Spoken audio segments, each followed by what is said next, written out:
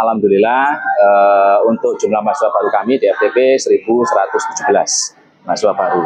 Kemudian kami memiliki program yang sangat baru ya, dan ini sangat berkaitan dengan target IKU yang diberikan oleh Pak Menteri kita, yaitu sertifikasi kompetensi.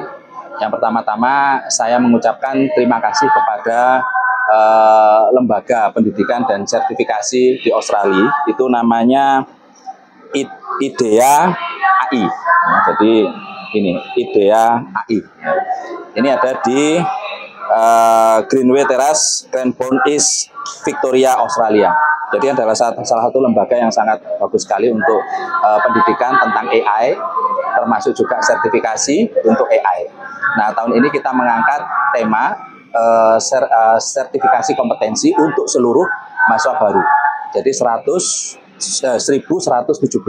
mahasiswa baru itu kita sertifikasi kompetensi AI. Nah, ini bentuknya seperti ini. Ya, kemudian termasuk juga mahasiswa lama itu ada sekitar 600. Jadi total ada 1.700 mahasiswa yang sudah tersertifikasi kompetensi AI. Nah, ini sesuai dengan target kami, IKU kami 1.600 mahasiswa untuk sertifikasi kompetensi, dan ditambah juga 100 dosen kami di FTP juga melakukan sertifikasi kompetensi AI. Kenapa ini penting sekali? Karena ke depan AI itu sangat diperlukan di bidang riset. Jadi apapun bidang ilmunya, bioproses, bioteknologi, teknik lingkungan, teknik pertanian, agroindustri, ilmu pangan, dan lain sebagainya, itu kalau bisa kita kolaborasikan riset-riset yang berkaitan dengan AI. Karena ke depan itu bidang-bidang AI itu akan merajai semua lini bidang ilmu. Sehingga mahasiswa harus paham bagaimana penggunaan AI, bagaimana penggunaan generatif AI, dan yang paling penting adalah di dalam modulnya itu kami memasukkan etika penggunaan AI. Jadi ethics untuk penggunaan AI.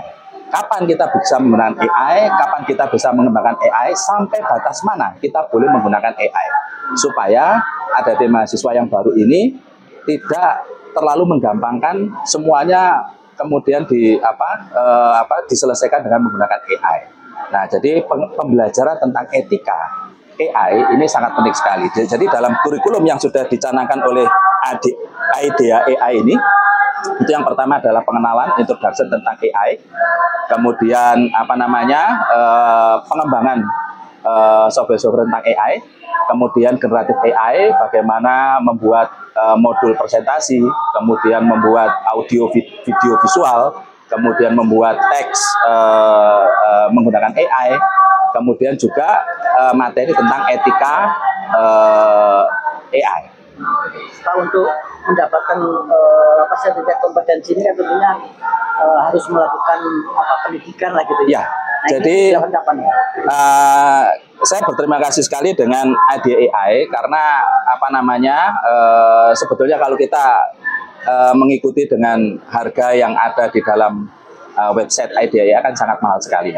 Tapi karena kita punya kerjasama tidak dengan MOA, MOU, tapi kita sudah langsung implemented agreement. Nah, kami menghargai, menghormati sekali bahwa mereka mau bekerja sama dengan kami, sehingga kami bisa memberikan sertifikat pelatihan dan sertifikasi secara gratis bagi mahasiswa dengan kuota 2.000 mahasiswa dan dosen dengan kuota 100 dosen.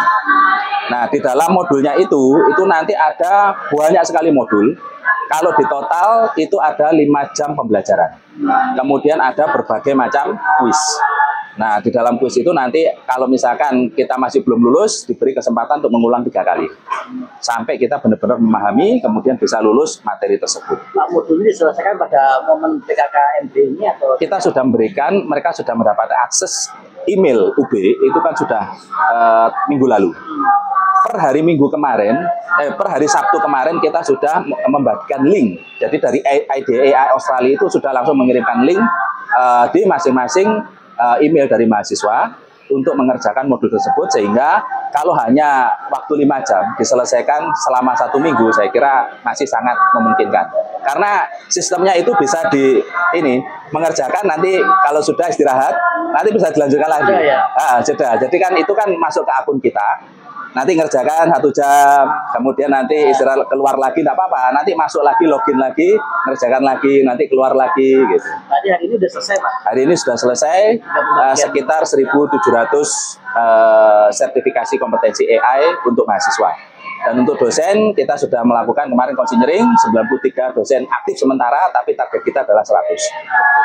Pak, ini kalau sampaikan tadi kan ini menarik nih, Pak. Ini kira-kira di Indonesia sudah ada yang seperti ini, Bu? Belum ada. Jadi ini yang pertama kali? Ini yang pertama kali. Kenapa? Karena biaya untuk sertifikasi AI, misalkan seperti Microsoft Azure, kemudian misalkan Badan Sertifikasi Nasional, BSN, dan lain sebagainya, itu masih sangat mahal. Artinya masih di atas 3 juta rupiah ke atas.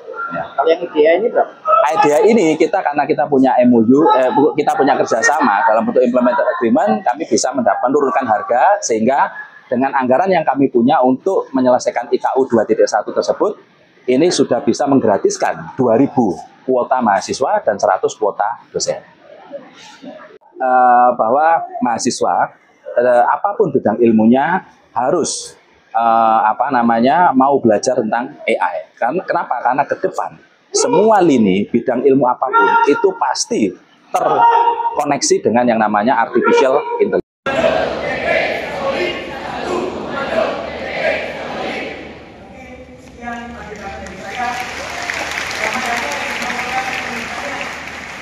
Tempatnya prestasi satu. Karena tiap tahun prestasi mahasiswa kita selalu nomor 1. Kita pernah ada suatu masa di mana cukup FTPUB yang bisa mengalahkan UGM 3 kali berturut-turut. Yang kedua, fakultas tempatnya profesor. Karena kita secara rasio adalah yang terbanyak, tertinggi untuk rasio guru besar di Universitas Brawijaya. Kemudian apa lagi?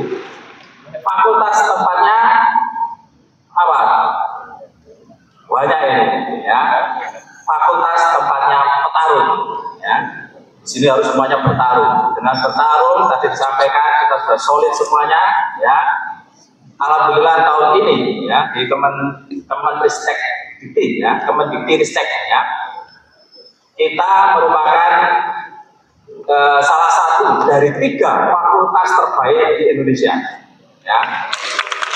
Bukan universitas ya, ini fakultas terbaik di Indonesia. Yang pertama Fakultas Kesehatan Masyarakat UI, yang kedua Fakultas Teknik UGM, yang ketiga adalah Fakultas Teknologi Pertanian UGM. Nah, tahun ini kita sedang bertarung. Makanya namanya adalah tempat fakultas tempatnya petarung. Kita tahun ini akan bertarung untuk menunjukkan siapa yang terbaik. Dan saya optimis sebagai PK kita akan menjadi yang terbaik. Untuk kegiatan PKK Maba Fakultas Teknologi Pertanian Brawijaya dengan resmi saya buka.